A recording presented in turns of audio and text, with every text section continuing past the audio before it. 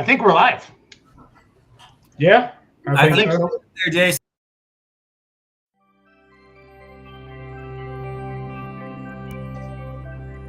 Hey, there we go. Wow. Welcome, guys. We're organized. This is a new platform tonight. I don't know what I'm doing, so that's all good. So welcome to Let's Grow Pulling, everybody. Merry Christmas. It is not going to be a white Christmas for a lot of you. We have been doing a promoter workshop here in December, and it's been a lot of fun. We've been having promoters on from, I would say, like a small town brush pull all the way up to like a Grand National pull or a big Champions Tour pull, or I don't know. We don't think we've had any high limits promoters on or anything like that, but it's been fun. We've heard for a little bit from everybody. Our regular host, Randy Fishbaugh. Randy, wave to the crowd. Oh, there you go. Randy said I'm going. Randy, wave to the crowd and give us your favorite Christmas memory. Randy Fishbaugh. Randy to Fishbaugh. Randy, can you hear me now? Randy, can you hear me now? No. I don't think you can. Logan, can you hear me? I got you there, Jason. Introduce yourself and give me your most famous or your favorite Christmas memory. Okay, well, I'm Logan Stevens. I'm a mini rod driver out here. We pilot two mini rods on the Champions Tour, and we'll be doing some cool stuff this coming year. But one of my favorite Christmas memories was actually the year that I first met Jason. We were down in Lebanon, Missouri, and we were down pulling garden tractors. Jason brought his crew down, and we all had a grand old time down there. He brought some presents down for all of the kids pulling garden tractors. So I've got to say, for pulling related stuff, that's got to be one of the best memories out there with stuff. All right, did you get an invite to the high stakes? I'll have to check with the boss man, but there might have been a letter or two that came in. All right, so you're just gonna leave us hanging, Logan? Who knows? Bert, give us the 30-second who Bert Forbes is as one of our co-hosts. I'm Bert Forbes. I'm down here in the Carolinas. I don't do promotions down here and got a scoreboard. I show up to shows and we do replays and do live streaming for Full Pull and work with the United Pullers of the Carolinas and Carolina Truck and Tractor Pullers. So that's awesome. My 30-second intro.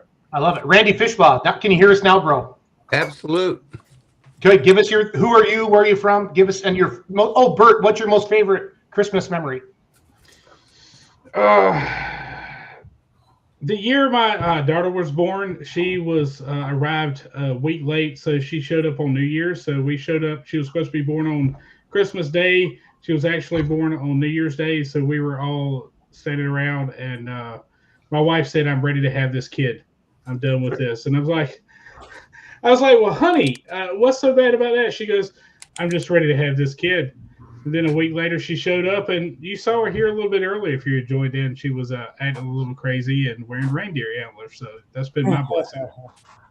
Perfect. Randy, who are you?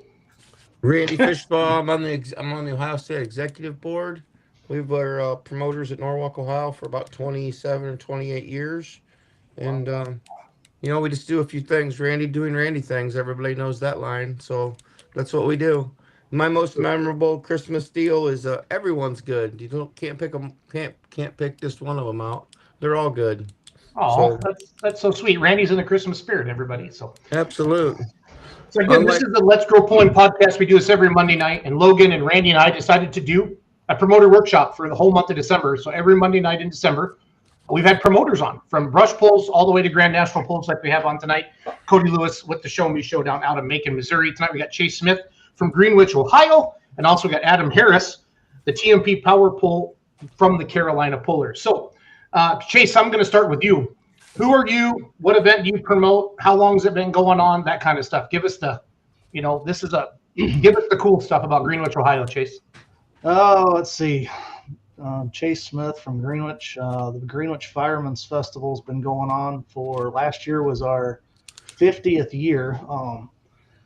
I've been on the fire department for 7 years now, and I think this was our 4th year of Ohio State. We do a 3-day event.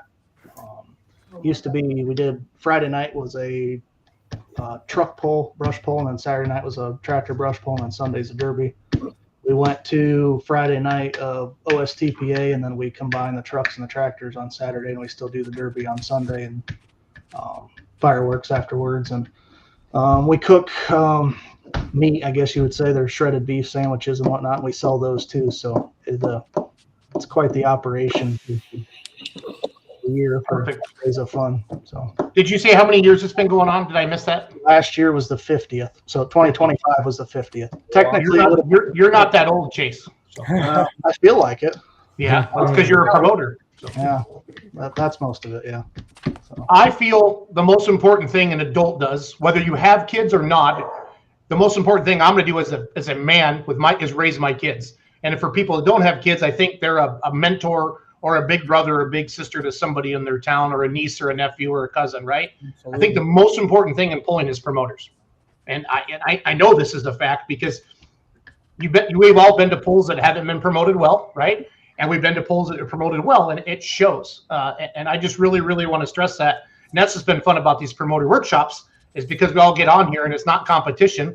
We all want to put on good truck and tractor pulls, and we want to promote to our locals what we're having, and ultimately bring a lot of people to town and pack the stands and pay a lot back to our pullers, and that's what it's all about. So I really wanted to say that, because if you've never promoted a pull, it's the hardest thing you'll ever do in your life, because everybody's got an idea, but nobody wants to do it. And they all go, here you go. And the people that are promoters, they wear that badge, and they just, I don't know, put that monkey on their back and they run with it. So Cody, who are you? Where are you from? Tell us about the Show Me Showdown. Cody Lewis, Macon, Missouri.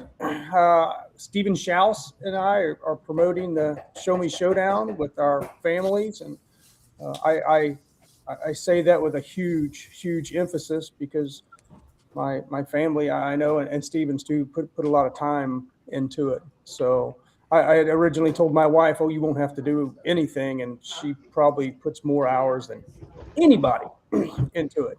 So.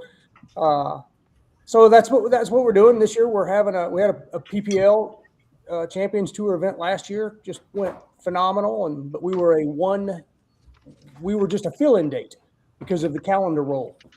So we did not have a date for this year. You know, it's really hard to get an event when you've got, you're working with 12 weekends to fill in a schedule. So this year we're going with Grand National. We're going to have a 3-day Grand National event with 9 Grand National classes.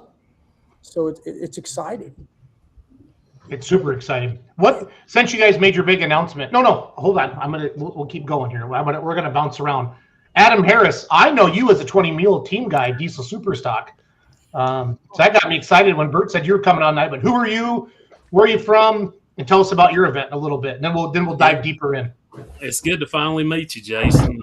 I Yeah. hate we wasn't on the program at the same time, but it's the way it works out. But I'm Adam Harris. I promote a Tomlin Mill TMP power pull, and I'm working with Blake Farms out of Union Grove, North Carolina, which is just north of us. It's a great family, hard-working family, just good people to work with, and we teamed up. And I wasn't about to take it on by myself. I mean, that's a big task. And like I said, in 5 weeks' time, I mean, it took them and us and Bert and his guys to pull it together. But it was a success, and we just real tickled to get involved. And I'm a puller at heart, and I tell you, promoting ain't easy when the smoke's in your blood. It's rough to watch them go down the track.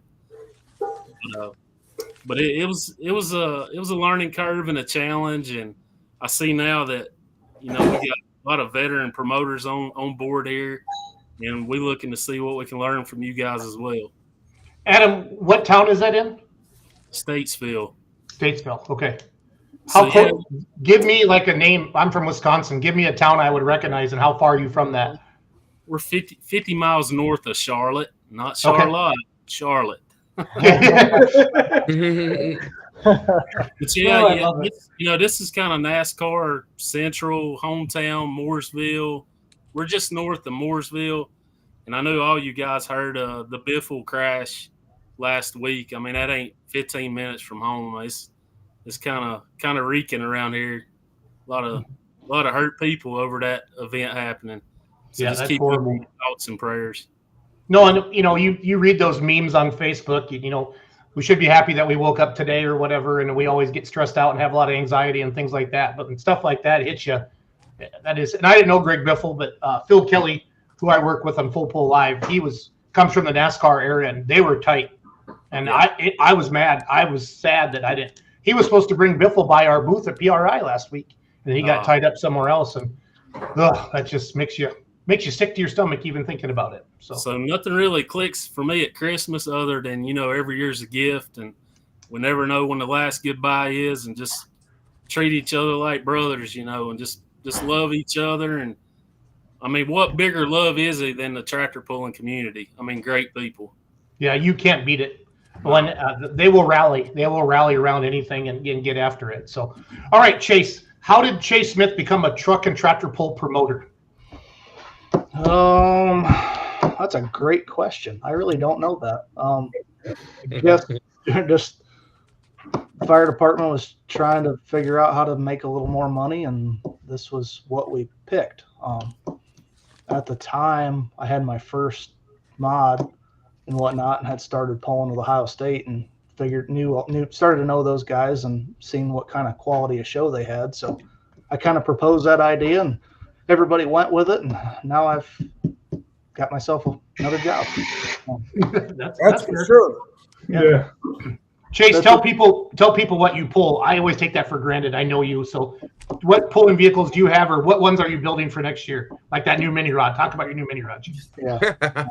You'll have to call Brad and see when it's going to be done. But Okay. I've got Anybody got Corporal's number? Yeah. Yeah, I've got a 2-engine mod. I guess you could call it a light mod. We ran 25. We run mostly the light mod, the Grand National class. We run some in Ohio with the 7,500 pound stuff. We've got that, and then we got a 2-wheel drive that's not done yet, and then we got a mini rod that'll be done, I guess, in July. So my dad's Good gracious. so That's a full-time job right there. Good Lord. nobody said I was smart. Oh, you're not dumb though either, Cody. You're stimulating the economy, that's for sure. Yeah. I'm unstimulating my wallet. I know that. When did you, Cody? When did you start pulling? I think, 1991. I think. Okay. We ran Outlaws and Grand National, and then at the end of there, we ran the Bluegrass, the ATPA, the Pro Pulling League there deal, and then we took off about 14 years to raise some boys, because baseball season is the exact same time, so, and they all played a lot of baseball. That's good. No, it's good to have you back. And your truck is called Fired Up. Can you tell everybody about it? I'm mod 4-wheel drive, Fired Up, and when we were going to come back this time, we were going to put a 650 in it and run NTPA stuff and be able to run anything really, Right. And that just, man, we got a great deal on a big motor and got it. So we've been running the Outlaw Pro Pulling League stuff. Cool. How did Cody Lewis become a truck and tractor pull promoter? I think maybe it was on a bucket list. I'm not sure. And it came up that last year, the poll didn't have a promoter. And I had talked to Jonathan and Christy, and it just so happened that Steven had also later called them. So they just called me and said, hey, another guy from Macon's calling. Well, I'm good friends with Steven, and I didn't know he had called. So I said, shoot, I'll do that with him. That's an awesome deal. So I just look at it as, the Show Me Showdown's been around since, 80s, so we're just the stewards of the event at this moment in time. Did that start with Marinos, Cody? Yes, Dean Carroll, David Marino, and then Ken Everline and Crystal Lida came on board. Wasn't Dave's super stock called the Show Me Showdown, or what was it? That is correct. That's what I thought. Yeah. That's what I thought. And Dean still pulls. So Dean still campaigns a couple light supers. Okay, awesome. Adam Harris, how did you become a truck and tractor? Well, let's talk about your tractor pulling career. Tell us about what you pulled and what you've had in the past and that stuff. Well, I started out in the bottom ranks running antique tractors. We started back in '89, and then we ran them up to about 2000. Then I got hooked up with Daryl Barrier out of Concord, and then we built Red Iron Special Super Farm. And I still argue it was probably one of the strongest 540s. No computer, no dyno. It wasn't scared of any 640s anywhere. So we was really proud of that. I mean, we tuned it by ear, watching the flame, and that's all we had. And it performed well. And I guess we got a couple North Carolina championships with it, and nothing major, Grand National, just local. And then It's hard to win a point. When people say that, I always get kind of like, it's hard to win a points championship anywhere, Adam, at any level. You know that, buddy. So it is. It sure is. But then in 2003, Daryl decided to go with a super stock. So it come down between Dickerson's tractor and then Robert Galloway's John Deere. And, James, he was partnered up with us, working with us. And he wanted, of course, the green tractor. Daryl asked me, no offense to Galloway, I mean, that's a top-notch tractor. But Dickerson's stuff, you guys know, was on top back then. Yep. I told Daryl, I said, do you want to win or what? He's like, we're going to get the red tractor. So that's what we got. We campaigned it for 3 years with Daryl. That's pretty much the history there. And then we moved on. I guess after that, I drove a jet tractor out of Statesville, Sly, Slick, and Wicked. I don't know how long we run it, Bert, a couple years. Yeah, it was about 3 or 4 years you and James Van Hoy drove that because y'all cost me my points championship. You want to talk about it, Bert? You want to talk about it, Bert? No,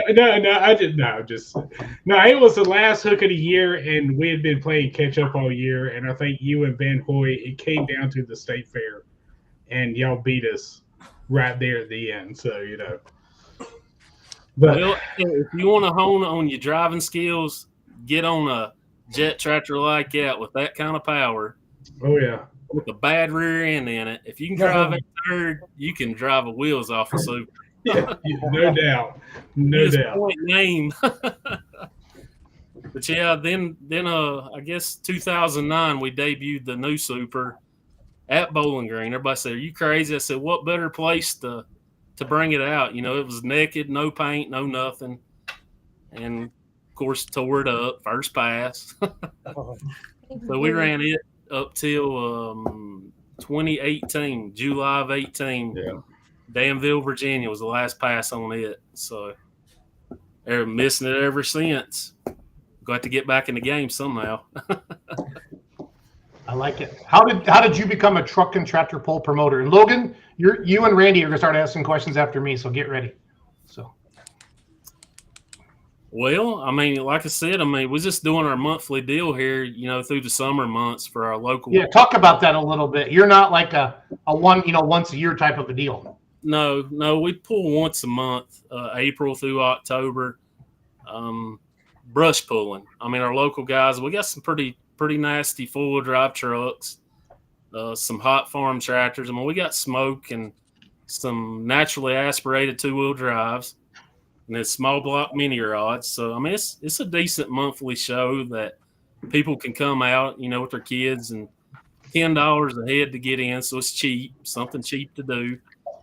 But I told my buddies a while back, I said, tractor pulling's fixing to really benefit from, of course, the economy and everything else. NASCAR is not what it used to be. Drag racing, everything's so expensive in motorsports to go see, and tractor pulling has got such a show now. Just the vehicles and the haulers is so impressive. It puts NASCAR and everybody else to shame. And to come out in an open pit, just great people. Tractor pulling, I just knew it was going to climb the ranks. It's just this exposure that Jason and all you other guys is doing. And like Bert, Bert knocked it out of the park for our event. that LED scoreboard, the sponsors was just beside herself. And we're still learning on the promoting aspect of it for the higher level events, because that's definitely critical. The advertising, the Facebook, the radio. I mean, it's everything you can do to draw the people in. One pool 30 minutes south of us, they drew in 5,000 people. And they hadn't been on the track in how many years, Bert? Been a while. Yeah, you talking about Pumpkin Center? Yeah, it had been over a decade since they. Bert, did you say Pumpkin Center? Pumpkin Center Fire Department? Yes, sir. All right, just checking. Yep. Wow. And that was So that's the hometown of Paul Norman, if you guys remember him. yeah. I know the name, but I'm not driving with the vehicle. Billy Byers took over his name in a vehicle. The Yeah. War Wagon? War Wagon, yeah. He had a 3-engine mod, and he run the big circuit and did really well. Awesome. Yep. Yeah. I So love it. All right, Logan. You got to start. The decking order is Chase, Cody, Adam. Okay. I was gonna flip it up, and we were gonna go Adam, Cody, Chase. But, Ooh, Cody's in the middle. so say someone, me, anybody wants to wake up tomorrow and say, I want to put on a tractor pull. What's the first thing that you gotta get your mind straightened out with and get down the road to start promoting a tractor pull? Adam. Oh man, finances. Can we afford to swing this thing? Is the sponsors gonna, they got our back? And I got a good relationship between the Blake Farms and myself. Everybody in our community. I mean, it was 100% on board. But one thing we did learn that booking a pool that late in the year, they was already committed on their budget for the year. So it was a battle, getting enough help to get it done that late. But everybody came through. So get that sponsor money early in the year before they commit.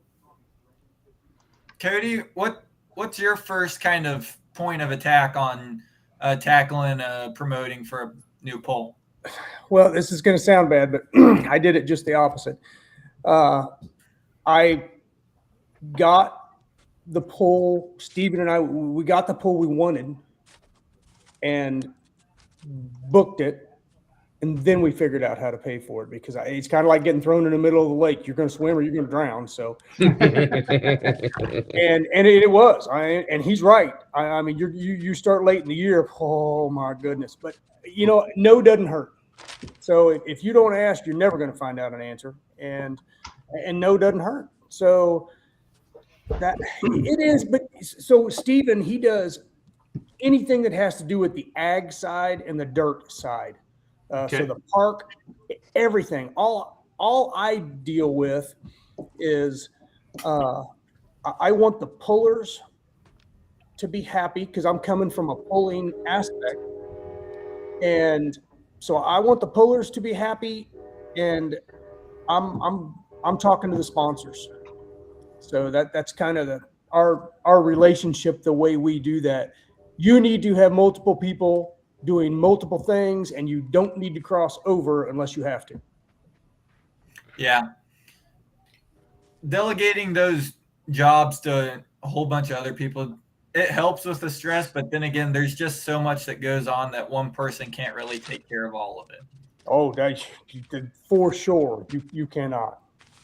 Chase, what have you figured out with getting ready to start promoting the poll? The venue is important, and what type of track it's going to be and what you can turn the track into. Like our event, it's had basically a brush pull on it its entire life, and there really wasn't much effort put into the track per se. It was kind of a scratch it, put a little water in it, and go for it. Well, that doesn't work when you're trying to put some horsepower through it. So being a puller really helps you be a good promoter, I think, because you know what you want to do. When you go to an event, you know what how you want it to be, how you want to park, how you want to stage, how you want the track to be. Like you kind of know. So that's a big help. And I mean, obviously the finances are huge, and having the right people to help you. I mean, I'd be lost without Randy. He bends over backwards to help us, and we can't thank him enough for everything him and Susie do for not only just the pole, but the fire department in general. It's just, they're great people. Now, Jason, what pole are we looking at here? Chase, is this your pole that we're Yes. looking at? Yep. Yeah, it was. So you look around, you see the crowd's fully stacked up there with stuff. What's kind of the next step? You got your event planned out, got everything there. How do you get butts in the seats? And how does some of the live streaming stuff play into getting the fans to your event? I mean, ticket price is a big thing, and what kind of like, so we've had the pro stock since we started, and we try and alternate who polls when every year. This year we went with pro stocks first, and most people don't, most of the time you got to wait till the end of the night to see the pro stocks, and pro stock drivers kind of get tired of waiting until the end of the night. So that was really big into that when he did the live stream for us. He thought that was pretty awesome that the pros were going to be first. Last year we ran the mods first. So it's kind of a, get some butts in the seat. Not everybody wants to watch Super Farms or whatever the case may be to pull first. So Cody, Yes. we saw you had a packed out house there 2 nights in a row. How'd you get all them fans in there? Well, we didn't have a packed show. We had a good show. So we need more. We need more fans. I mean, I'm so hopeful that the live stream stuff, all that will help. We've had a ton of excited people about who we're bringing. We've had people already booking hotels in town, and they're telling me, gosh, we're booking for the weekend already of the pull, next July. And so all that sounds good, but I am not a social media person. Like I am my wife and kids had to turn this thing on for me because I got no chance. Me too. And that's just not my thing, and I don't want it to be. I enjoy dealing with and talking to the people face to face every day, and at the poll, and like I said, my thing is I want the puller's experience. I want the Chapel Hill you pull in.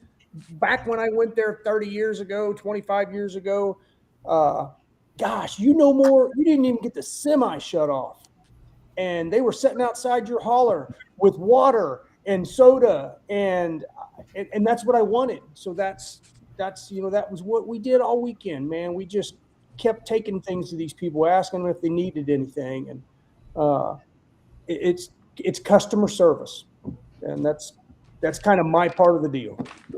Yep. So you went into that. How many years has it been since Macon's had an event? Well, Macon's only one. I don't even know if they had 1 year they didn't have an event. They've always had an event, and it's been. Let me rephrase that. Since the Grand National guys have been back in there with stuff. Grand National Day, those, and don't quote me. I mean, I think that was in the 90s, and then, then they went to ATPA, then the Pro Polo, then they had some outlaw shows which were awesome in there also. But our number one thing that we have is all the crew. We have one track guy that was at the very first Grand National, and he's still on the track, and several. I don't know that anyone's on the track that has just been in there 5 years. I mean, they've been there a long time. The Wyatt family, gosh, I mean, they help in every single aspect from husbands to wives, and that crew's just there. So I didn't walk in and have the problems that a lot of people does. Like you're talking about preparing a track. Shoot, that Steven, he's been like camping on this track for the last 8 years. And when the pulling season's up, he's growing stuff in it. And trying to make it to where it wasn't like it was in the 90s, because in the 90s it was terrible for big tires. Yep. 80s, 90s, and now it's really good. Well, yeah, you guys did a phenomenal show. Adam, how did you get some of your fan base in? You mentioned there that it was your first year putting on an event and bringing in some guys. How did you go about getting the newer fans back into it? Well, we did have a sanctioned pool back in 2008. It was STPA. It was another sanctioned event in North Carolina, and it was running about like Carolina Poolers is now size wise. So we had them guys out, and we actually did a July 4th event on a Friday and Saturday night, and this place was packed out both nights. We was guessing between 3,000, 3,500 people each night, and it was threatening rain both nights. Oh, wow. The advertising was really heavy on that event, through TV, radio, banners, all sorts of stuff. So then, I mean, from 2008 till now was the gap. So we pretty much leaned on Bert to take care of all the Facebook stuff. And then we put out, of course, flyers. I think the banners was a huge hit. Our banners this year had the QR code on it, and then Trap TMP Power Pool. So, I mean, everybody's familiar with our normal brush pool month to month, and everybody's like, "You're not scared that's going to affect, the big show?" I was like, "No," because, I mean, when you put it out there, what's coming, they want the smoke and the noise. Our area really requested 2-wheel drives and diesels. So between the banners and what Bert did, I mean, the people showed up. I mean, we was pleased with our first-time crowd. But Adam, tell them, because that was one thing we discussed quite a bit, was, you normally see a 4x8 banner or a 3x5 banner, and it's horizontal. And Adam, tell them what you did to kind of switch it up, and I think that really paid off and actually worked out pretty good. Actually, it's a rodeo event just one exit north of us. And by the way, we're like rock throwing distance from Interstate 77 from our track. So, and it's right at the get off ramp. So there's not a pool anywhere no easier to get to. But anyways, the rodeo guys did their banners vertical. And the T-post is really close together, so wind didn't affect these things at all. When we took them down, they was just as tight as they were when we put them up. And they look good. And Bert said, to go with a yellow color and then what was it, navy blue tractor emblem. I mean, that thing popped. I mean, it really stood out. And I think the banners was great. A lot of people really talked them up. Where did you put them?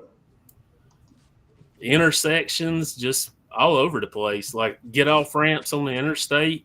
So how far before the show? What was we, 2 weeks, Bert? Yeah, because like you said, you'd have made that decision 5 weeks out for that show, to put that show on.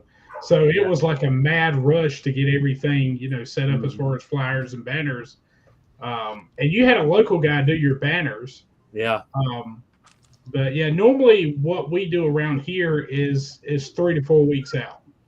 And we put it on main thoroughfares, and that way it's more of a reminder. So when they're taking their road to work, that banner's popping up, everywhere. And plus, being that vertical banner, we talked about it, you can stick that in a lot tighter spot than you could, say, a 3x5 or 4x8 that is horizontal. So that was something we tried different there, and it seemed to work pretty decent.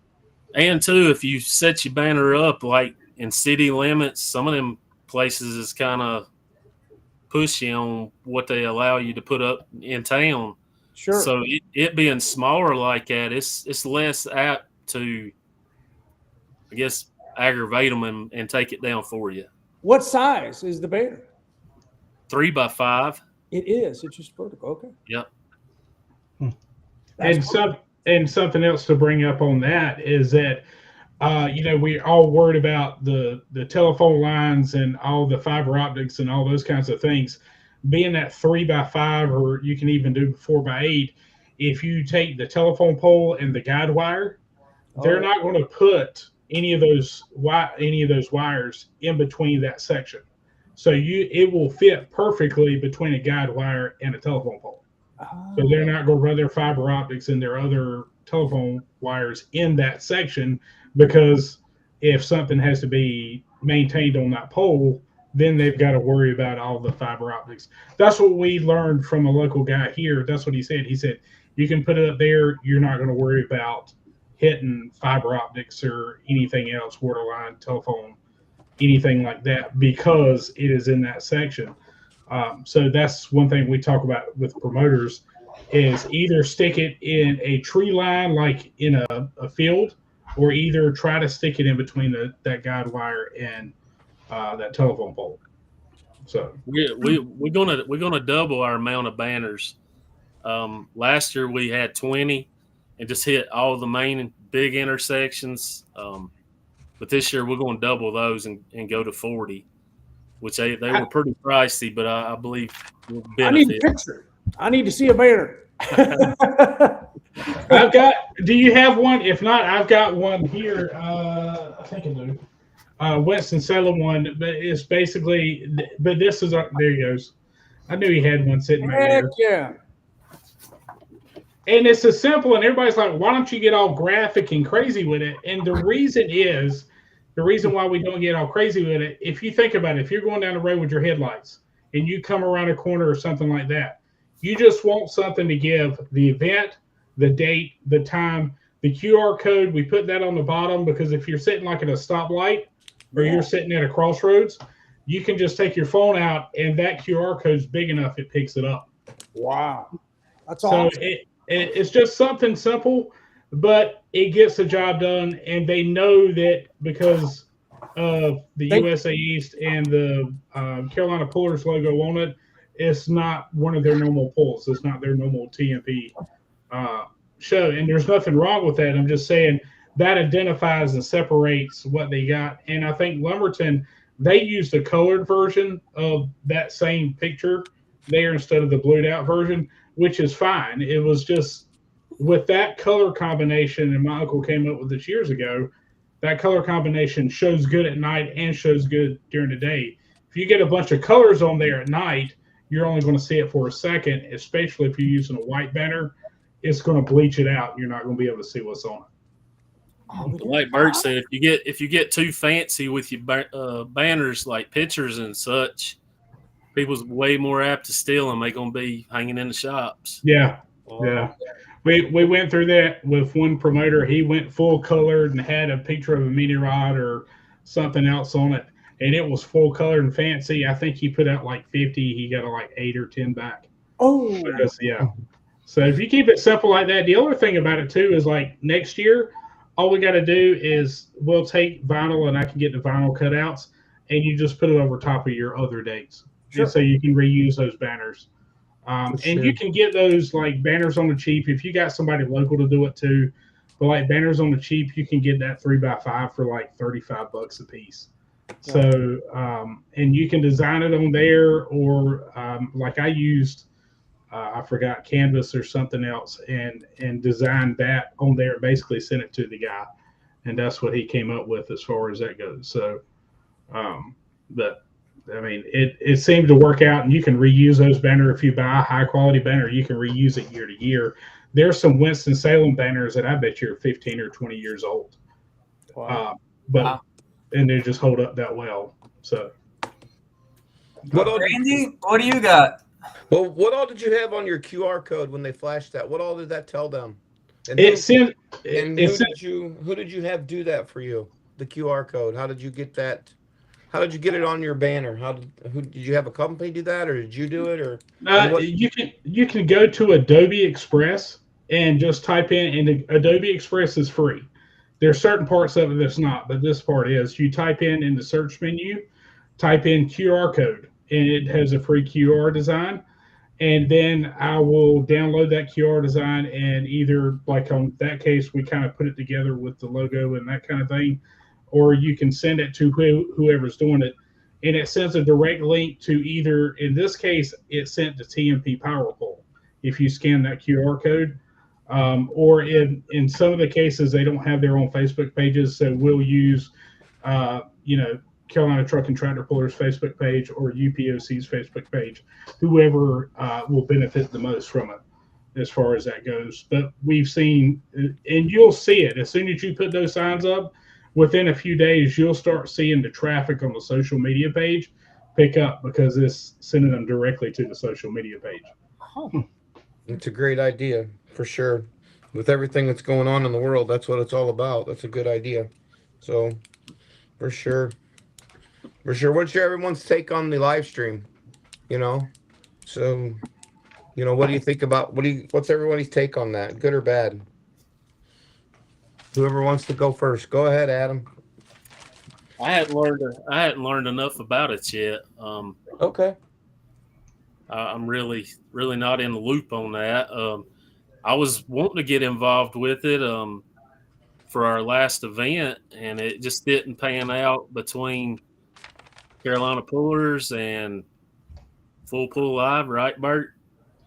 Yeah, that's what it came down to, and we're working on that for this year to try to get some of that resolved, so they can take the benefits of it. Because there's no doubt about it, the pullers that he has at that event are definitely worthy of that showcase, no doubt, where people in the United States can see what goes on down here in the South.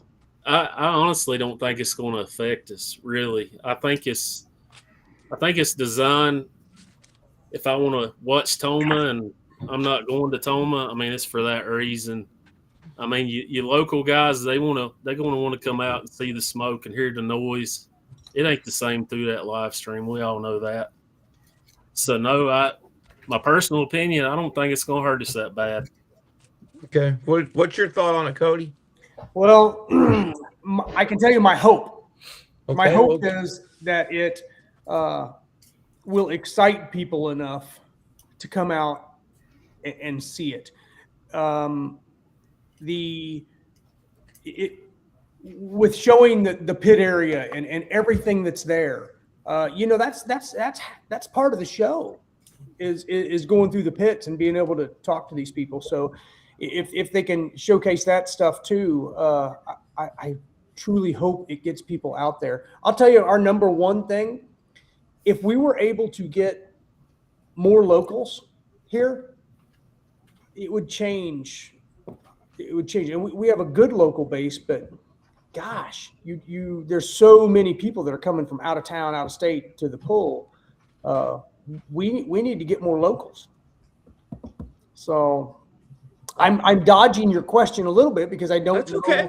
I don't know truly how it affects, because part of it, you might say, well, gosh, why would you drive to the pull when you can watch it live stream?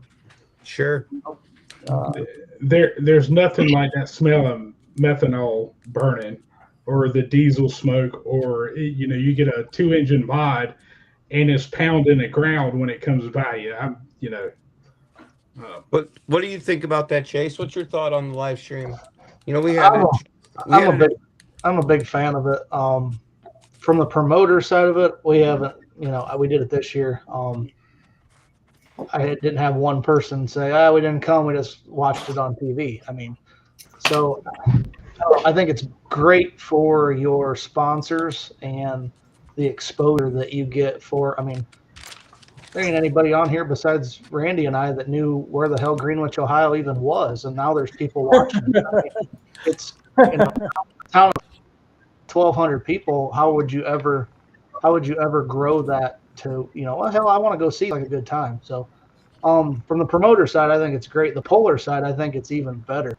We get to market ourselves if you are looking for a sponsor or anything, and just to go back and watch the whole class and it's in slow-mo, and you can see when something went to hell or really good. So I think it's invaluable. So I hope it will change the sponsorship.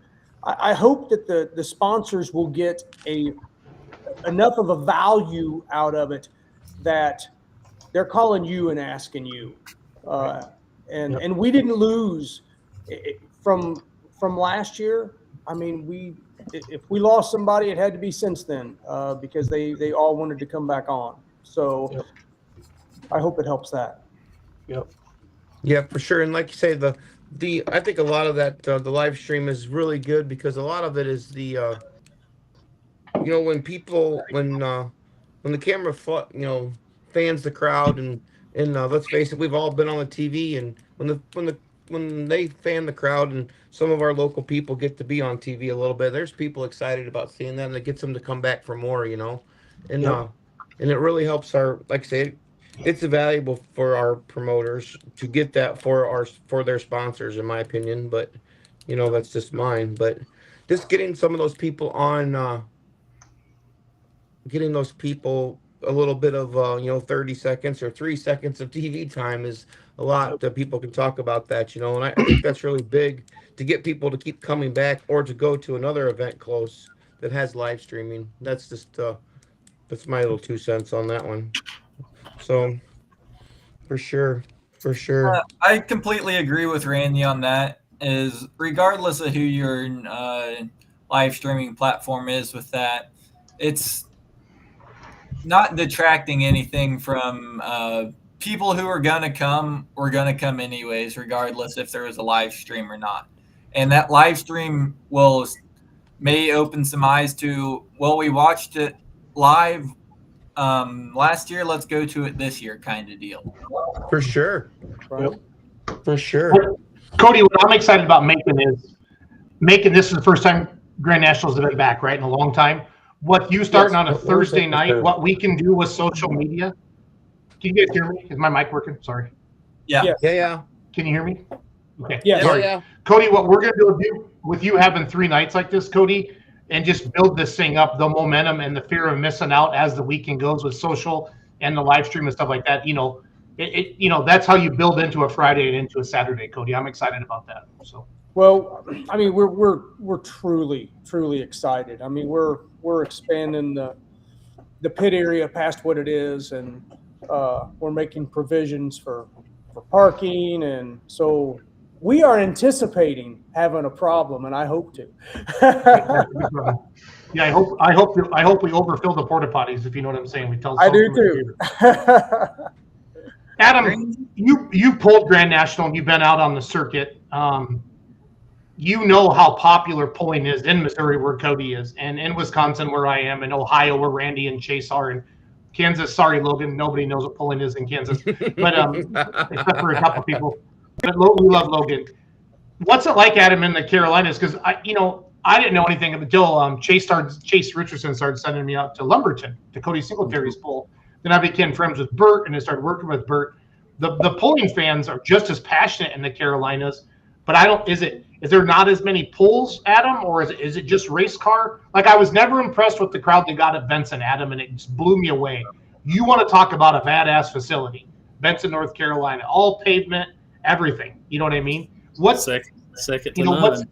Yeah, Raleigh, the State Fair gets great crowds, but shit, it's hard to screw up a State Fair. It's kind of like Louisville. You got 100,000 people walking around drinking beer all day. If they're not going to want to go to a truck and tractor pull that night, we're doing something wrong. But you just read my mind. I mean, I was literally thinking that. I feel like in the South, people, I don't know if it's being familiar with it or what, but to me, they don't appreciate it the same way they do up north. I mean, Ohio, Indiana, Wisconsin, all over the place. It's a different understanding of pulling. In the Carolinas, a lot of people ain't never heard tell of it, and I don't know, it's different. The appreciation's not the same. I mean, we got 3 really strong pro stocks down there in the Shelton camp. And, most people in the Carolinas don't even realize what caliber tractor they are. And I don't know. We got to grow it to that point. of understanding. I don't know if it's from the lack of farmland down our way or what, but it's just different. Once we get north of West Virginia, it's a whole nother world, a whole nother appreciation. You know, I had to drive 10 hours to BG, and then Rona Vinny come up to me and said, "I just want you to know that tractor is beautiful." I mean, a Confederate flag, you know, that used to be a problem back when. And Miss Rona approached me and said, "I want you to know that thing's beautiful, the flag and all." And that made my day. You know, people in the South wouldn't even comment on it. So that's the difference in appreciations. And I think that's where the live stream is coming in a little bit too, because a lot of the pools, like, you know, especially on the eastern side of the state where we have been doing live stream, the numbers have gone up a little bit, and people notice some of the pullers we have, like the Beasleys, you know, Cody Singletary. You know, there's just tons of great pullers that we have in this state. And we got some Pro Street diesels that are just pure nasty. And, you know, we had a couple go down to diesels in dark corners, and 3 of those trucks were in the top 10 both nights. So, you know, we have got the vehicles here. It's like Adam said, it just seems to not have the punch or the viewership. But I think that's starting to change a little bit by just looking at the crowd numbers. And hopefully with the social media side, it's helping out a little bit.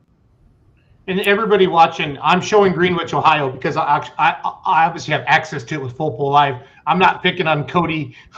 I tried to find some stuff on Macon. I put up for a little bit, but I just want you to know I'm not trying to play favorites, Cody, or anything like that. Hey, Or Adam, right. so don't It's be mad all at me. good.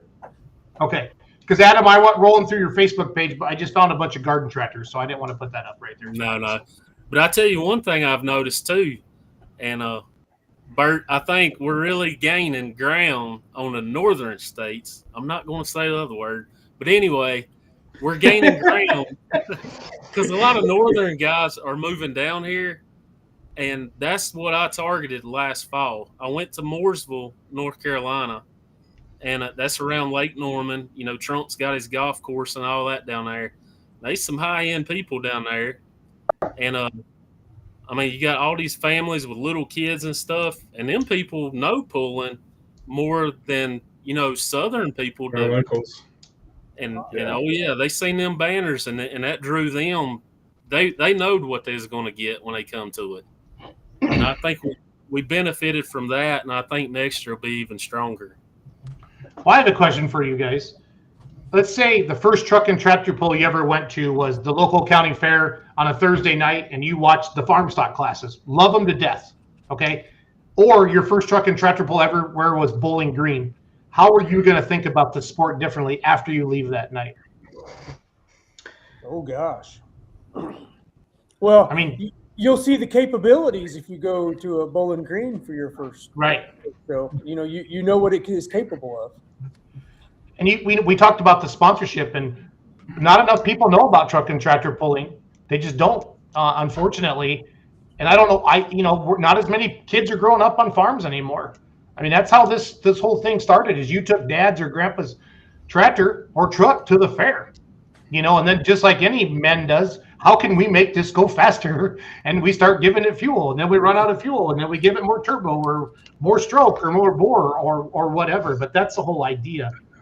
Beside that, but that's one thing, like a TMP pull. When you have a bigger pull, Adam, how do you let people know that's not your everyday weekend pull? Or, it's just. And I love garden tractors. We have a Facebook page with a couple 100,000 followers for garden tractors, but unfortunately, they don't draw a crowd like you want them to. They're great for kids.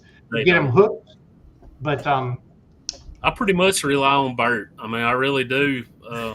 With his advertising and stuff, and he pushes it, and I mean, it seemed to work. Like I said, I mean, people down here do have enough sense to know what show they're getting from our normal weekend, and because it showed. I mean, the people were here. I mean, I was very pleased with the crowd, and being, a weekend after another sanctioned event, if we'd have stayed on schedule and hadn't got rained out, we'd been the weekend before our neighbors in Boonville. So the only other available weekend was the weekend after them, which was Okay. 2 weeks later.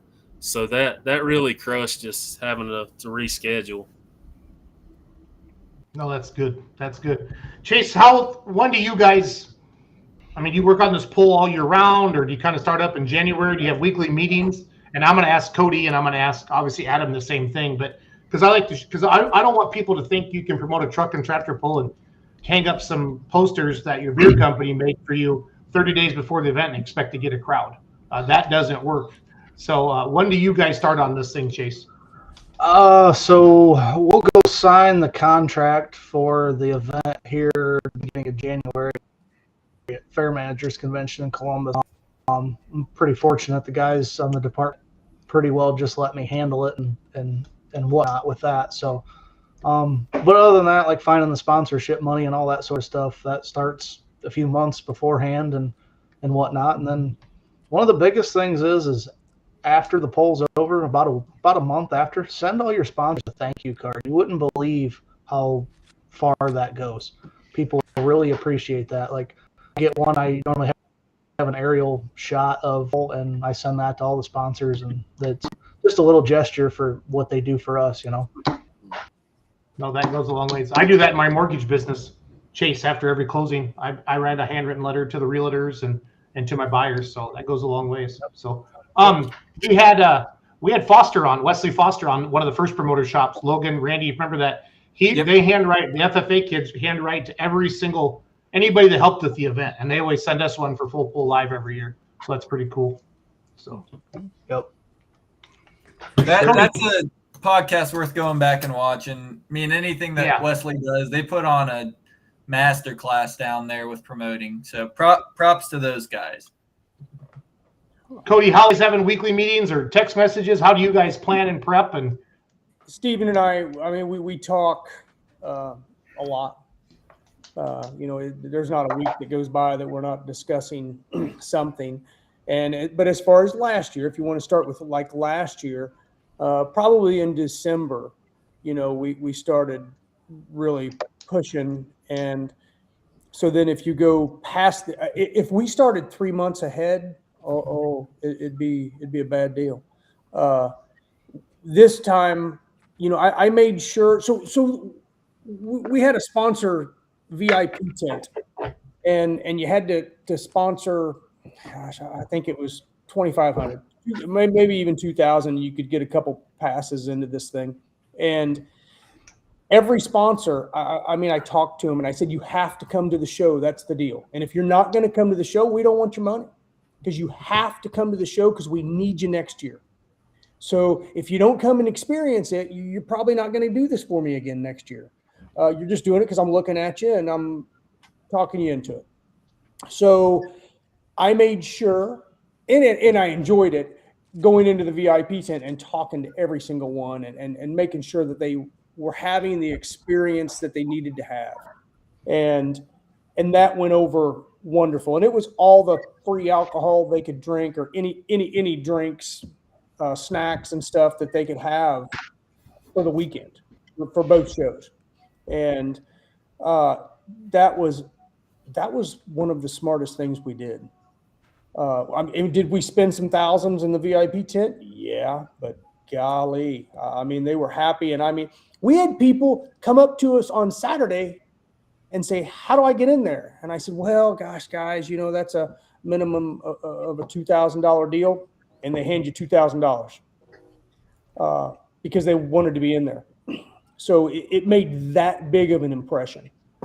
And that was more than one person. That was multiple people. So, and we had people that I had approached that were of the area for sponsorship, and they didn't do it. And they came up to us over the weekend and they said, we didn't realize what kind of pull you were having. So you write us down for next year. And we have to be in the VIP area. So that was kind of a big deal, but we've already started for this year. We've been pushing on this and pretty hard. No, that's good. Adam, what about you? Do you guys have like series sponsors throughout the year? Do you have sponsors for a particular event? Adam, somebody keeps sneaking up behind you, so be careful. So I know that.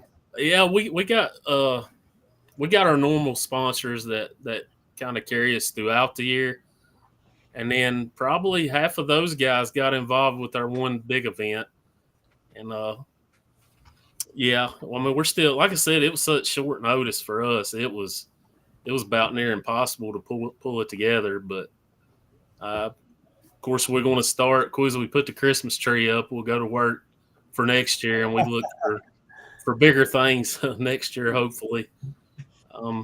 You guys tell me what it take to get a class of pro stocks down south. Yeah.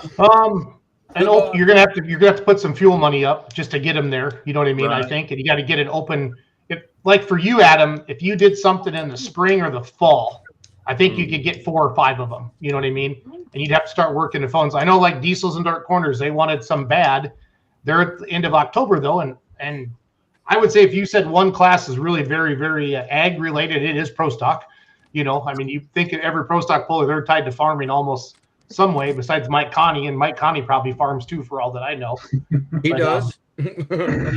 I think you have to get out there and, really work it, and stuff like that. So, Well, I mean, we offered fuel money. I mean, pay a really good purse, and we still didn't have no luck. I guess the guys was so busy already in the field, so yeah. I don't know what it's going to take. That's like our Pullers Championship we do it the weekend before Memorial Day, Adam, and we get some turn downs. Kevin Masterson turns us down every year, and he always gets an auto invite because he wins Champions Tour every year, pro stocks. But he's planting corn. He's not going to he's not going to stop running his planter, to come run for $5,000. You know what I mean? Right. But someday, hopefully, we can get pulling to where the guys will park the planter for a weekend. You know what I'm saying? Right. And then at the end of the year, people are combined or they're tired or they're wore out, and you guys know how we all feel in August every single year. We're stupid. This is dumb, that kind of stuff. But then you give it a month and you're right back in November and let's go pulling again. So here we go. Tara Moore, when my internet catches up. There is your pro stock chick right there. She's not too far. Tara's in there. She's in Pennsylvania, right, Randy? Down in New York. I'm not sure exactly where she's at, but they got 2 good running pro stocks for They sure. do. I thought they had like 4. Oh, maybe. I don't know. What's your Maybe dates so. on it again, Adam? September Labor Day weekend. Yep, Labor Day weekend. Yeah. And any out of state guys, I tell you, I've been in the construction and grading business all my life, and I mean, raised in the dirt, and then got the tractor pull. But I tell you, we put a lot of effort in our track too. We give it our best, and we for a long time we carried the title. We had probably one of the best tracks in the state, and I got to uphold that name. My dad's passed on, so I got to keep that legacy going. The guys in Boonville, they got a killer good track too, and I feel like it's a little competitive with the Boonville guys, which is good. That'll push us both, to give that puller the best. And I pulled on the junk tracks, and it ain't. I mean, drive 12, 15 hours, pull on junk. It ain't no fun. No. Well, it's like we talked. There's from Maryland, guys. We butchered that. Sorry. So. Yeah. It's like I was saying. Cody, I think you'd love our track. All the four-wheeler guys was really. I was already thinking that. I was going to say, in North Carolina, you either have a sandy track, like a gray sand or a little even a red sand, or you've got the red clay, sticky, gummy stuff. That's what I'm talking about. And that is what's in Statesville. It is red, it's sticky, it's gummy, and whatever gear you think you can run, you might want to go down one more notch. That's good stuff. Yep. But pulling's really coming back in the South. We're real tickled with that because it was hurting for some time. Yeah, for sure. We all been to the state fair. Chase and I and Hurt. We've all loaded up and went to the state fair, and we had a great time down there for sure. Yeah, So, it sucks we missed it this year, but back to the farming thing, we were all farming, and it's kind of hard to leave when it's when it's farming time. But yeah, the state fair, I've never been there. It's just neat, how they drag you in and out, and the people everywhere. I mean, There are people everywhere. I've never Holy seen crap. so freaking people. I don't know how many people go to that state fair, but it's unbelievable. I mean, Unreal. I mean, we watched them shuttle bus them guys out of there. Remember that night, Chase? There must have been Yeah. 8 or 10 of them big buses hauling people out Yep. all day. It's Well, crazy. when you go into the fair to get something to eat, and you can't. I mean, there ain't anywhere to Yeah. walk. It's, Yeah. you know, Yeah. And like I said, we've all migrated down there. It was a lot of fun, that's for sure. So Yep. for sure. Cody, on the sponsorship side of it, do you put like a nice pamphlet together, or is it all handshakes? Kind of share how Show Me Showdown goes out and solicits partners. So we did put a pamphlet together. This year, we're still finalizing that. I think somebody's dog heard my dog. Sorry, guys. So We're still finalizing that, and it's pretty nice. I mean, my wife's going to an enormous amount of work to really, we go after a particular sponsor. We're making a particular packet. It's not the same exact packet because we're trying to elevate our sponsorship level. So that requires some individual attention. no, well said. So it's not just a generic thing. It's basically, I want to show them what we can give them, because that's the main thing that should matter to them, is what are they going to get out of it, and how are we going to help their business. So we're trying to individualize our sponsorship packets to reflect that. It's not just, hey, I need you to donate some money so we can have this pool. Right. Hey, Cody, do you have different tiers for Yes. your sponsorship? Like, can you give us a rough idea of how you've got that set up as far as your sponsor? So if you're going to come in like as a title, it's 20, Right. and then we'll do like a 10, 75, 5. Pretty much, we don't even have anything under 1,500. I mean, hey, if you want to come in and do a $500 deal, you're going to get some tickets or something. Right. We'll take it. I'm not turning it down.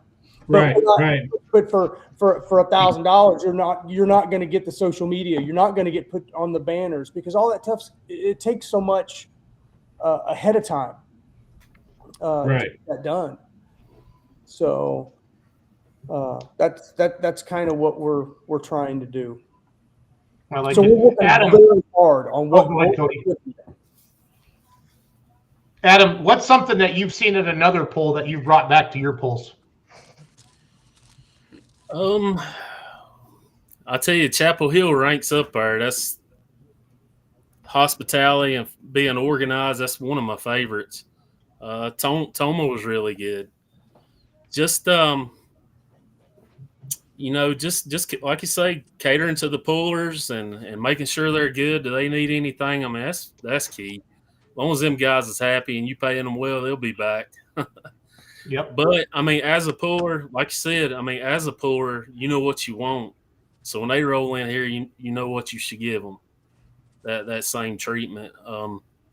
And our first pull with Carolina Pullers, they was like, you can pay standard purse. I was like, absolutely not. We're gonna pay your raised purse right off the bat. Show them that appreciation. We could have paid standard purse, but for what's invested, I mean, everybody knows there's no money in it. So, I mean, you got to pay your best. That's your ability. And we That's want to awesome. we want to keep growing that and getting stronger and stronger. But like I said, it takes butts in the seats to cover the bills. Yes, it does. So we're confident next year is going to be a lot better. Randy, I'm going to say guerrilla marketing, and guerrilla marketing to me is not TV, not social media, not Facebook, not print, not your traditional advertising, Randy. So what are some guerrilla marketing things you've done with, is it schools, or share some ideas that you guys have done over the years to get the word out about your event? And anybody can jump in on this. So just some unique ways, like Foster talked about taking tickets to the school, right? Logan, didn't he say that? They take free Yes, sir. tickets to the school that the kids Yep. are already getting in free. I mean, 10 and Right. under was free, I think, for his event, but he handed out tickets. Cody, I don't know. That's one of the best ones I've heard this month. That's a Because good it's one. like, why do we go to McDonald's? Because of freaking Happy Meals, right? Because they see our kids see the golden arches and they want a Happy Meal, and then you end up spending $50 there.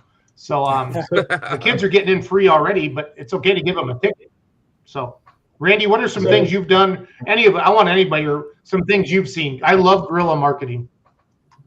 Well, go ahead, Chase. Tell them what you do there in Greenwich, and then I'll chime in on a few things that we did as well.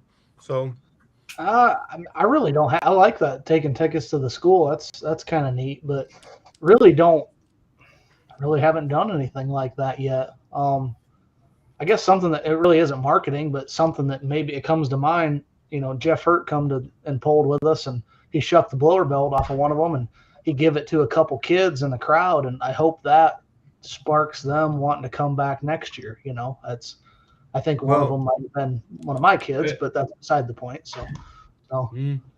But and also we did at Chase's event, the pizza shop chick and myself, Chase, his wife, Jeremy Smith.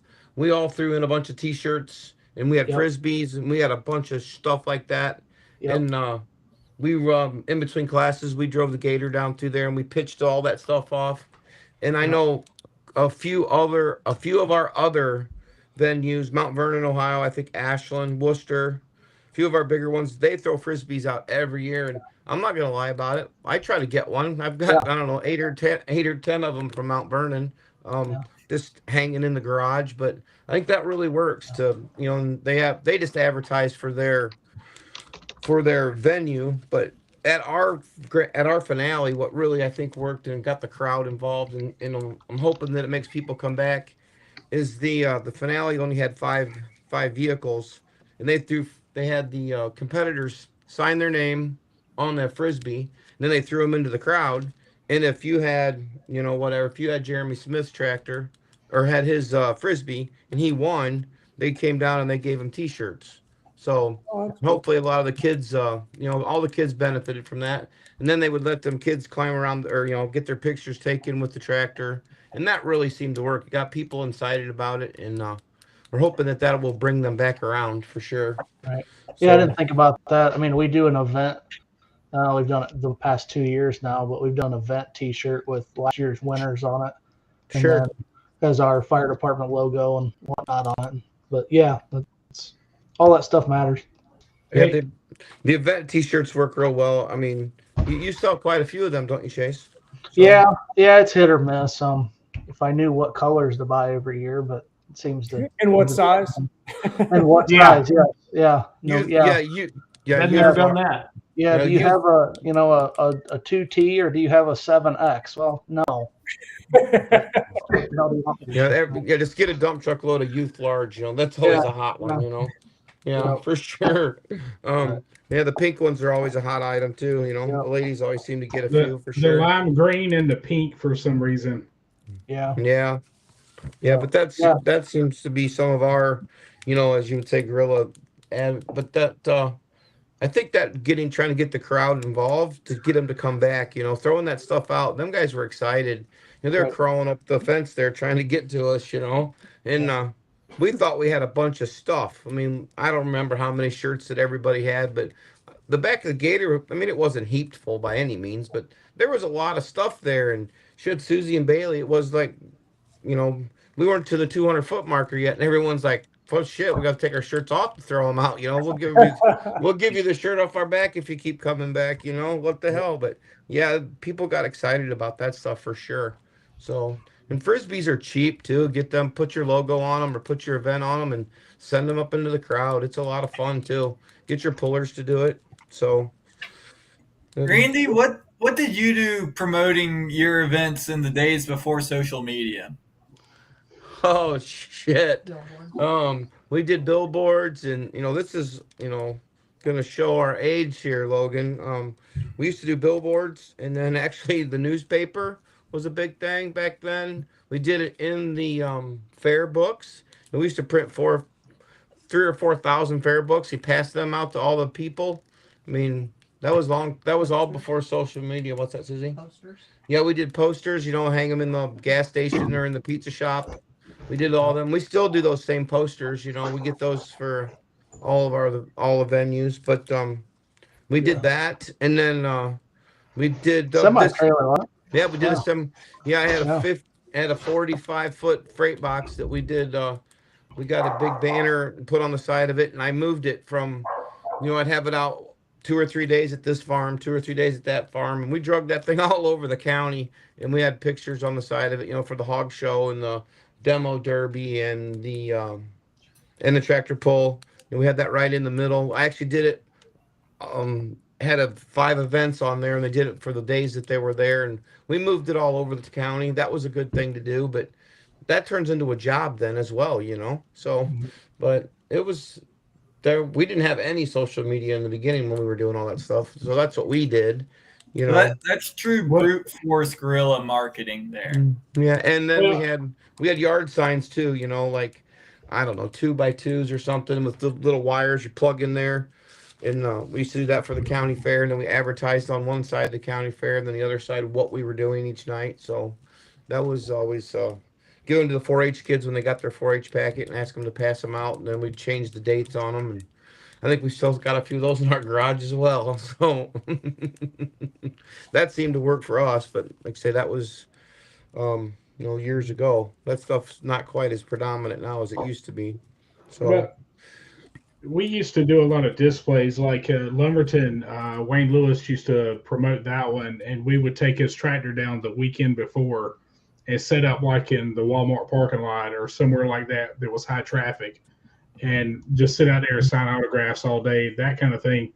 And that same week, actually did that in Wilson earlier this year, and at a car dealership. And man, the traffic was unreal with.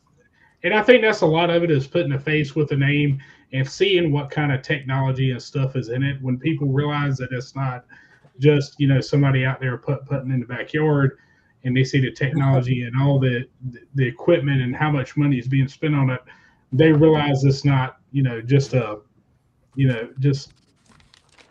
something that's not worth spending the money on. For sure. No, that's awesome with all that. While we're kind of winding down here, I know you guys still got lives outside of this. We'll go around again. After your event's all said and done, what are some things that you first look at for the next year to change or make better? Where do you go first and kind of start to improve for the next year? Let's just start Cody on this one. I pretty much I almost begged the pullers to tell me the bad. We know the good. We're looking at it too. I'm a puller. Tell me what's bad, because you cannot hurt my feelings. And each meal, each night, we, every night of the pull, we have a big feed for the pullers. And so this year we'll have 3 of them. And I want to know what's bad. And, the very first night, I see Jared Nelson, and I see a semi go by, and it's probably 11 o'clock at night, and he's past the entrance. And I'm like, oh, man, we forgot to put out the pit area sign. We were working so hard, we forgot the pit area sign. Even though we had sent, a map, it's still different when you're pulling up and it's dark out, and so we had a punch list that I feel was pretty big by Saturday night, and of things that we can improve, because once again, I want the pullers to say that's the best event I was at all year. And if every single promoter did that, man, we're gonna, we're just gonna keep getting better and better events. So that's what I did. Cody, what's it mean to pull in front of your hometown fans? Here's a picture of your truck at your event last year. It's exciting. It is exciting. It's probably more nerve-wracking than anywhere else. Now this year was a whole different deal, because you almost didn't have time to really worry about the pulling aspect. Right. because you're worrying about the the pull itself and worrying about everybody being happy and having what they need. So, and my boys run the truck too. I drove the Champions Tour events and they drove everything else. So they informed me that they probably should have driven the event. So they asked who, they asked me, they said, so which one of us gets to drive at Louisville? And I said, neither one of you. I'm driving. Dad pays for it. Dad's driving it. They said, we did better than you all year. I said, yeah, I know. That's redemption. That way, just tell them you're going to win the big show. You know? For sure.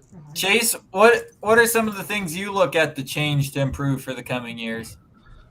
Being that we have a small venue, parking is always an issue with ours, and trying to, between parking and people management, where they need to walk, where, try to keep them out of the way, try to keep them from getting hurt so they don't sue you. And I mean, all that comes into consideration. That's hard on the beginning and end of the track. It Yep. is. Yep. And like I said, we're a small venue, and I mean, I'd love to have more room, but we're surrounded by baseball diamonds, so I don't foresee that going away. I mean, I do, but it's not going to happen. So, but just that in general, just, I'm a puller too, so I know what it's like to not have room to get around and whatnot.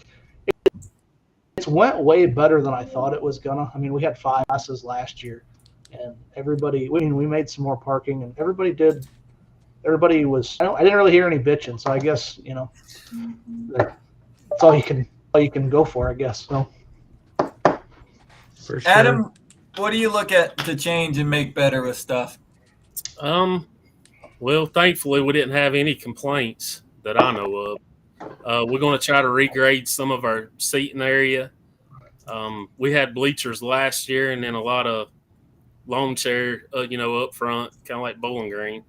So we're going to try to regrade and make our slope more continuous and more even and uniform. And parking-wise, I mean, all that's in good shape. Spectator parking, we're good. I think we just really got to go after, some heavier hitter sponsors, and then really go after the spectator early on, and them having that much time to plan in advance. Even Labor Day weekend, I think we'll be set. Yeah. Jason's still on here. Jason, you still here? Yes, He's sir. sleeping. Dying to show him this. Brought home the medal from your state, buddy. Oh, yeah. That's 1 hour from my house. Really, super proud of that. I love it. That's awesome, buddy. I really like.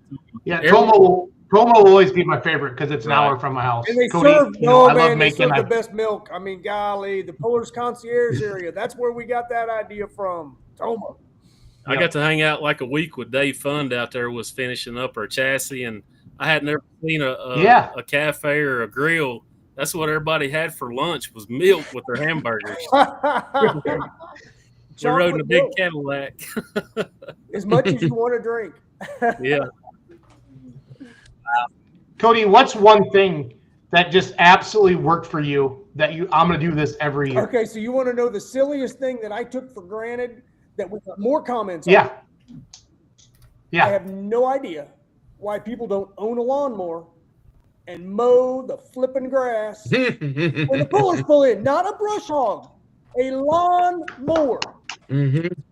You mean you don't want to walk through a hayfield? And all the bugs. So we mow. Everything's mowed with a lawnmower, and everything is white striped. It's Don Slama white striped. You know what I mean? It's so and that helps the pullers because then hey, I'm pulling right up against this left white line, and my pit area is on the right side, and it's easy. So that was literally our number one thing, and I had my boys all weekend drive around constantly. I said, if you see a puller outside, I don't care if you've asked them 5 times already today. You ask them, do you need anything? Do you need ice? Do you need pop? Do you need a vehicle?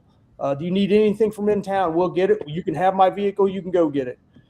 This year, we're going to implement a phone that's going to be carried around by one of our guys, and every puller is going to have it. They're going to have it ahead of time, and they're going to be able to text us, "Hey, I need ice," and every spot's going to be numbered. So you're going to be parked in spot number 23, 24, 25, and we're going to know that spot number 25 needs a 12-pack of Coke. It's on its way. So almost like Yeah, Uber Eats. Kind of. That's our goal, you know. So What's the general consensus on the right size pit area? space. We're 16 foot, 16, 18, 18 foot, 18 foot. So yeah, that gives you 10 foot on the side of your trailer if you're all the way tucked up against one side. Yeah, that's perfect with that. Well, we don't have, I mean, we just can't have more. I'd have more if we could, but we don't.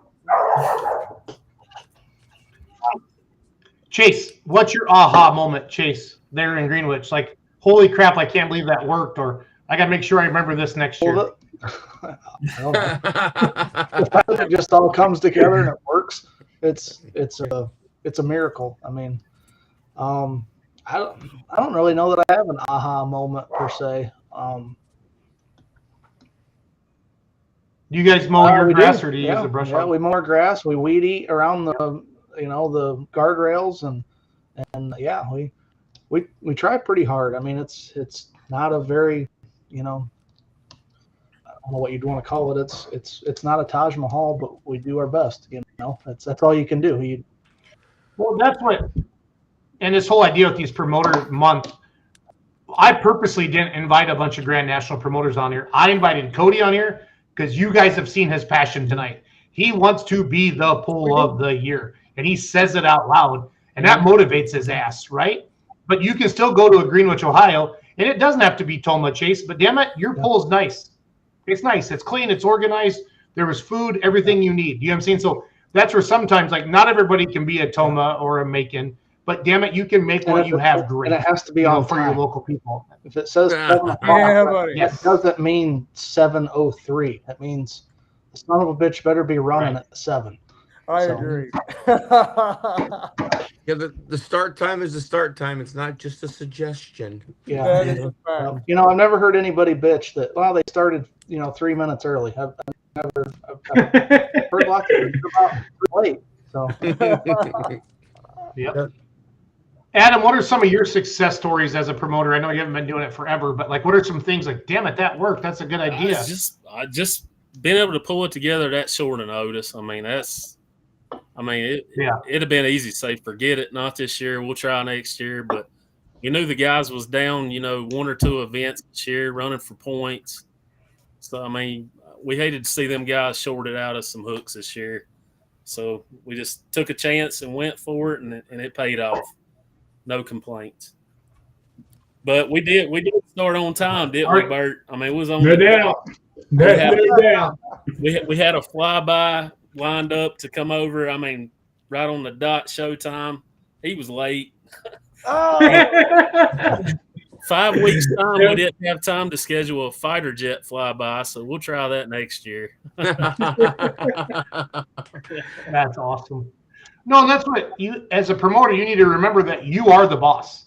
I think some promoters come in and say, well, the NTPA's here, they're in charge, or the Outlaws are here, or they're in charge. No. It's their You're show. the one who's paying them. non-paid democracy. And Right. yes, Who's paying? I that's pay the right, I was bills. gonna say, who's paying the bills? Yeah. Mm. And you tell them what your expectations have are. to. And again, that was one of the reasons I wanted That's to the have most Cody on important as thing well. you just said. So, They have to know what your expectations are. yep. For sure. No, 100%. I appreciate All right. I appreciate last all question. the info tonight. You guys helped me out a lot. Being Well, this is fun. That's a lot of good input. It's fun, and I like mixing it up. And each host is responsible to bring on a couple people each night. Not everybody can make it every night, but we have. I would think Logan, Randy, Bert, we've mixed I up think pretty so. good, haven't we? You look at even tonight, we got a Grand National with Cody Lewis. You got a Regional National with Chase, and you got a local Sweet. Regional National with Adam. So you Yep. got state, regional, and Grand National all here in one show. And it takes all of Oh, it it to make the does. world go It around. does. You know what it does? Yep. I love it. All right, Cody. I know you love 4-wheel drive trucks. I don't know why, but I'm a tractor guy. Don't blame me. What other classes, Cody? What other classes do you go up and watch Well, as I'm just as gonna a go fan? watch a class. Take I your won't even promoter watch hat the off. four-wheel drive, so, I just Really? we pull it, but I mean, I'll watch it because we're running it, but Yeah. if I'm not there running, the mods, I'm gonna watch the mods. Yep. I'm gonna watch. I can't say Lustig anymore, so I want to see the big alcohol supers, and I love the pros. I mean, because they put on an awesome show. But probably one of my newest favorite classes, due to the truck background, that flippin' diesel truck class is. Oh, Super stock diesel gosh, truck. they're unbelievable. I mean, that's so far out of my budget. Yeah, I they couldn't do that in a million years. But boy, if I could, I would. I love it. All right, Chase, you have a mini, a two-wheeler, and a light. Well, you don't have a mini yet, but you're getting one. You have a two-wheeler and a light mod or a mod.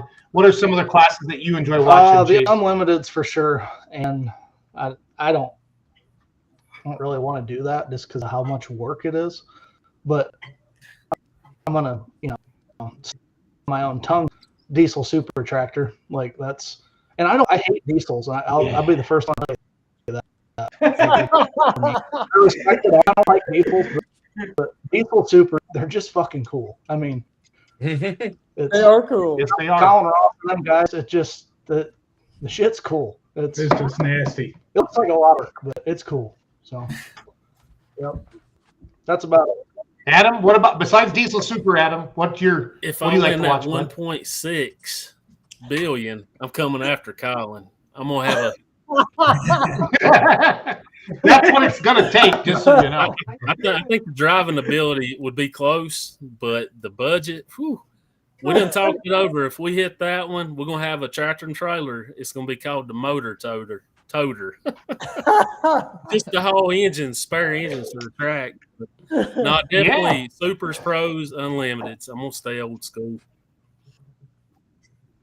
Yeah, I never got to see mods really, honestly, until like the last couple of years working for Full Pull. Growing up with Dad, East Central Iowa, and then Badger State and Tri-State, and then the first time I saw an Unlimited, I said, "What the holy hell is this?"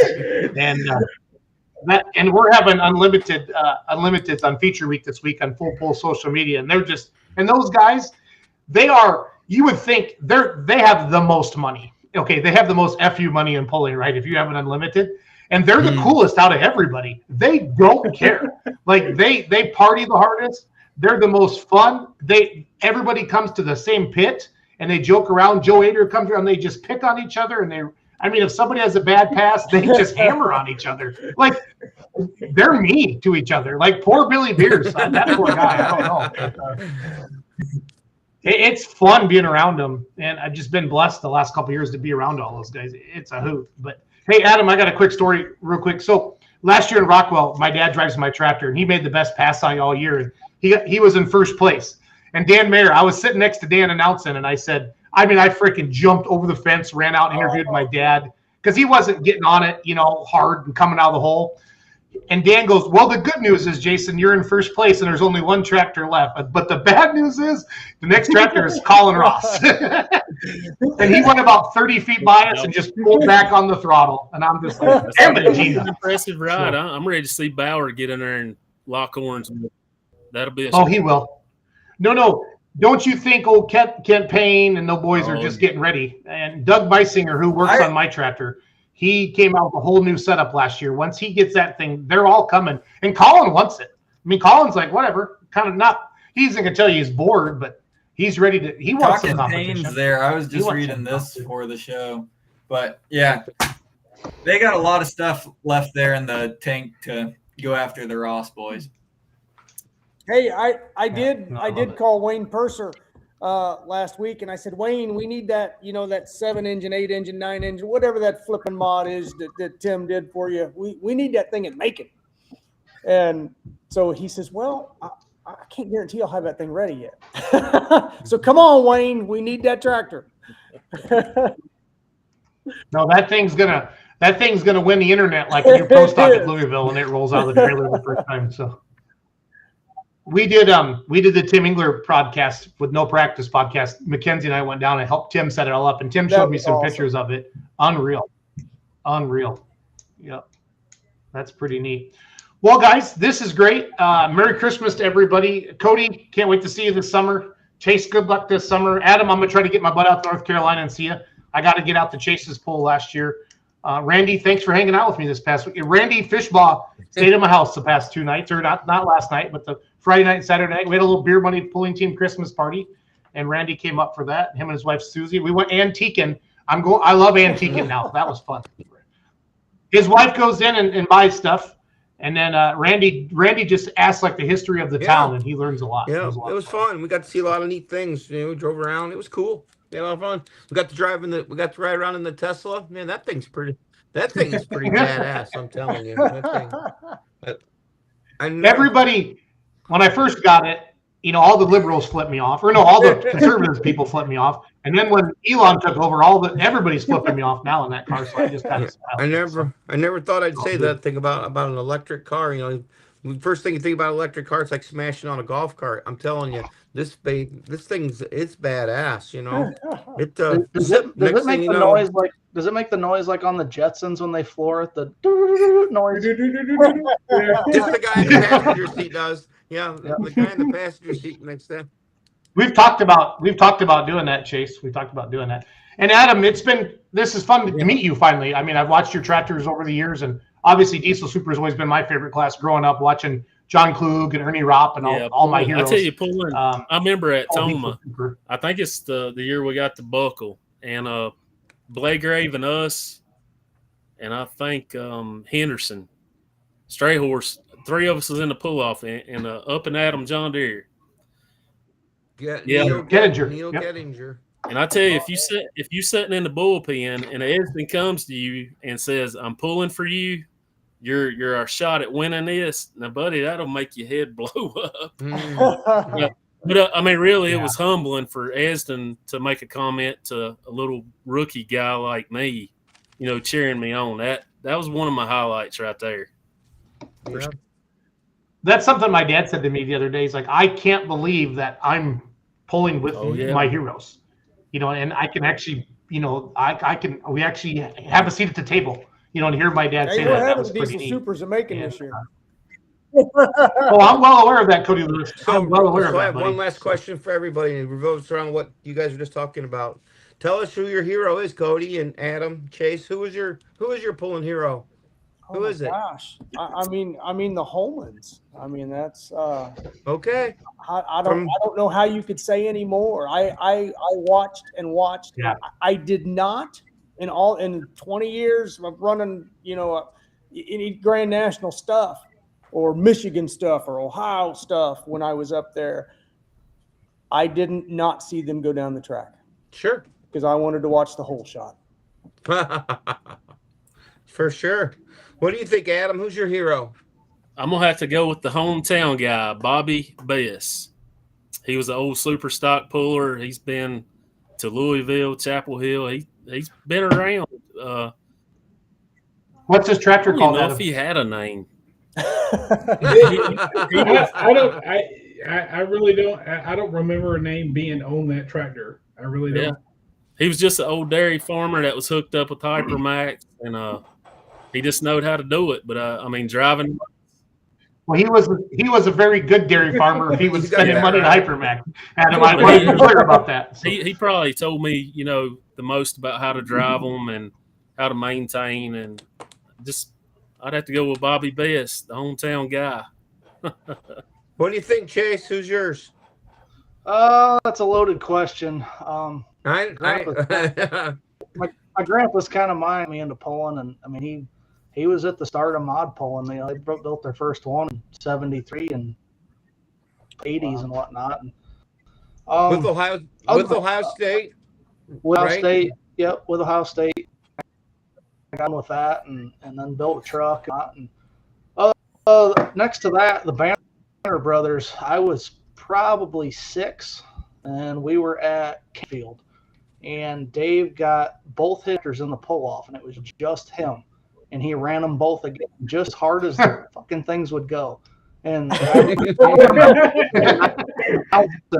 and they asked, why did you won regardless? He goes, people come here to see a show, you give them a show, you know, and I've never forgot that. So one of these days when I don't suck and I get in the pull off and it's just me on my right. So it might be a while. Okay. Yeah. Bert, who are your pulling heroes? This is fun. I like this I got question. a couple. Joe Ader, and I got to announce with him for full pull at Bowling Green a couple of years ago. I got to sit next to him, and I called my mom, and I'm like, dude, I was like, I saw him growing up, and I watched him all over the place, and I actually got to sit down and talk to him and interview him, and that was like a lifetime achievement of mine. And I say my other one was Alan Brown. He's another local guy down here in two-wheel drives, pulled since the late 70s. He was one of the first to try to hook up 3 427s crank to crank, and he figured out when the middle engine messed up, it kind of screwed up the other two. But now he's pulling in two-wheel drives, and I kind of grew up with him. So those are my two. Logan? You guys have heard me talk about it before, but just over this past season, getting to meet a lot of new people, I still got to go back. Brett Berg has been one of my true heroes throughout the years with stuff, everything that he's helped us with on our program and getting that next generation in. But another guy is one of my dear friends is Jonathan Mears. What he's done for the sport and getting to watch him with all that, work with him over these years, he's definitely a great guy to hang around with. What Your about you, turn, Randy? Schultz? Who's yours? Your turn.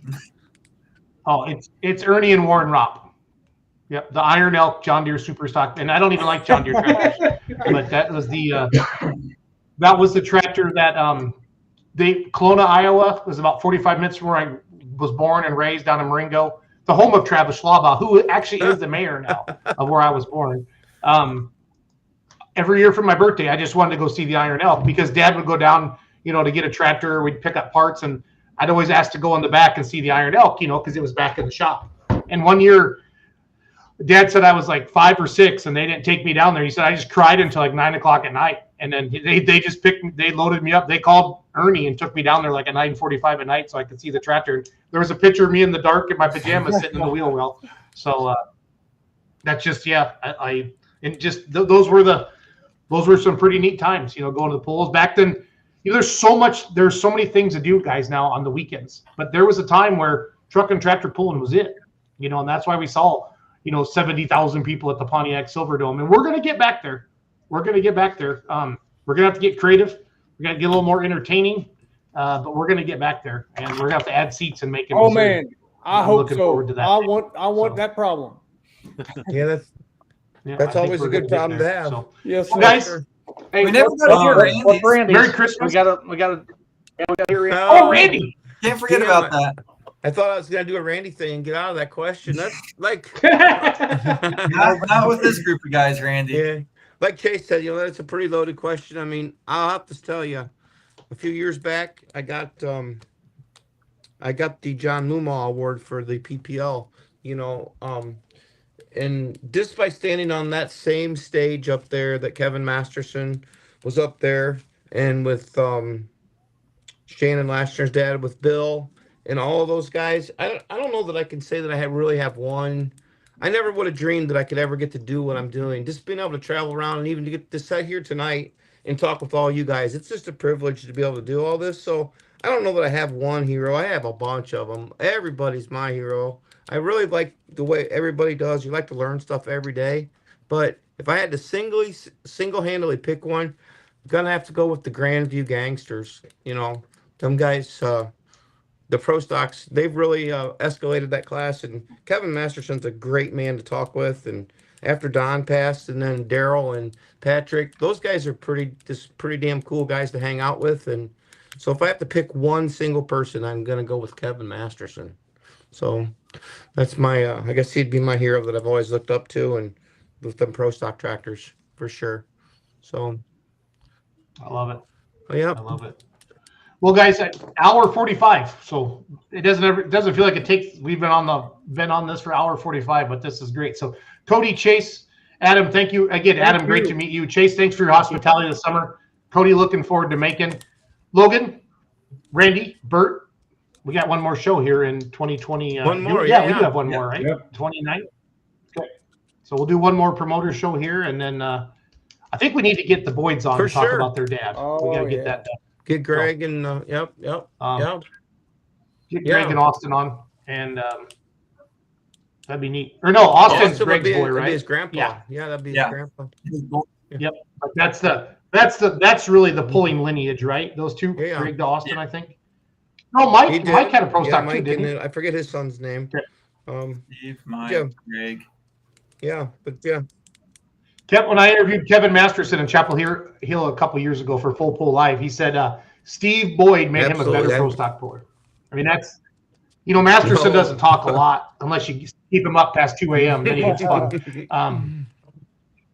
We did that one time, and that's a different podcast. And but it's that's one of the coolest things he said. I always remember that. Yeah, for Pretty neat. For sure. Pretty neat. But I love hearing Cody say that his wife does so much. And Randy and I've talked about bringing our wives on, or the wives of the pulling, do a podcast with just them some night too, because they hear us talking on the phone all freaking day long about this Yeah. stuff. And then they hear the same shit over and over and over again. So I feel kind of bad for him. I've even apologized to her. So I was gone for 2 weeks, and I've been home for 2 days, and it's the same story every day. For sure. No, you guys, pulling's in a really unique place.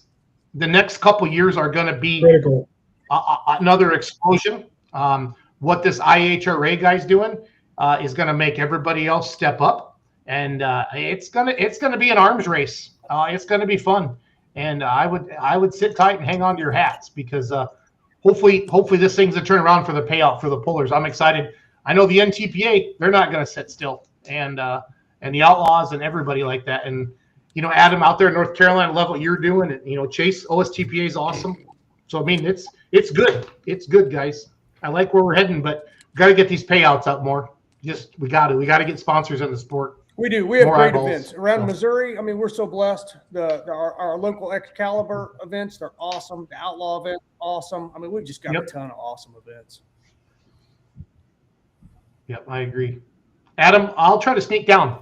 The Bertster, I got some surprises coming up for Bert. Him and I need to talk about yet. So, Bert, I think when Bert sees me text him, I'm going to tell him no. I hope you do, Jason. It's all Bring good. that super. Bring that super when you come. Hell yeah. Hell yeah. So, cool, guys. Thank you. Hey, Merry Christmas, everybody.